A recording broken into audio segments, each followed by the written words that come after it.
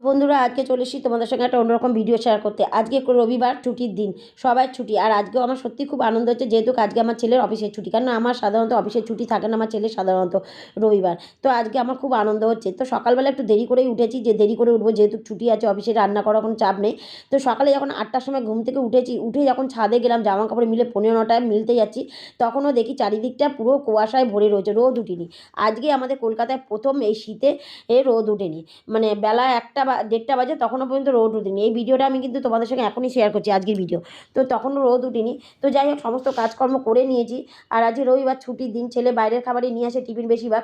তো আজকে আর বাইরের টিফিন খেতে কারোরই ইচ্ছা গেল না। আমার ছেলের, আমার মেয়ের, ৩ জনের ইচ্ছা হলো যে ঘরের সাদা সাদা ত্রিকোণ পরোটা খাবো আর আলু চচ্চড়ি খাবো কড়াইশুঁটি দিয়ে। তো যাই হোক, রান্নাঘরে চলে গেলাম সমস্ত কাজকর্ম সেরে। তখন বাজে বেলা ১২টা।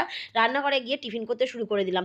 সাদা সাদা ত্রিকোণ পরোটা, একদম ফোলা ফোলা ত্রিকোণ পরোটা বানালাম, দেখতেই পেলে। আর হচ্ছে কড়াইশুঁটি দিয়ে আলু চচ্চড়ি করেছি। তো ৩ জনে মিলে জমিয়ে সকালে টিফিনটা খেয়ে নিলাম। খেয়ে দিয়ে চলে গেছিলাম বাজারে। দুপুরের খাওয়ার আয়োজন তো করতেই লাগবে, বলো বন্ধুরা? এত ঠান্ডা পড়েছে, একটু বেশ ঝাল ঝাল কিছু হলে বেশ ভালোই হয়, তাই না? তো চলে গেলাম খাওয়া দাওয়া করে বাজারের দিকে। বাজার আনতে গিয়ে চিকেন নিয়ে চলে এলাম, একটু শসা, একটু রসুন, আর হচ্ছে বিনস, গাজর, আর হচ্ছে দুধ। এই সমস্ত নিয়ে এসে সকালে এবার তখন ১:৩০ বাজে রান্নাটা বসিয়ে দিলাম। গরম গরম ভাত বসিয়ে দিয়েছি আর চিকেন কষা বসিয়েছি। তা এই ঠান্ডার মধ্যে একটু ঝাল ঝুল হলে বেশ ভালোই লাগে। আর আজকের খাওয়াটা সত্যি জমে যাবে এই ঠান্ডার মধ্যে। ভাত আর মাংস দারুণ লাগবে বন্ধুরা খেতে।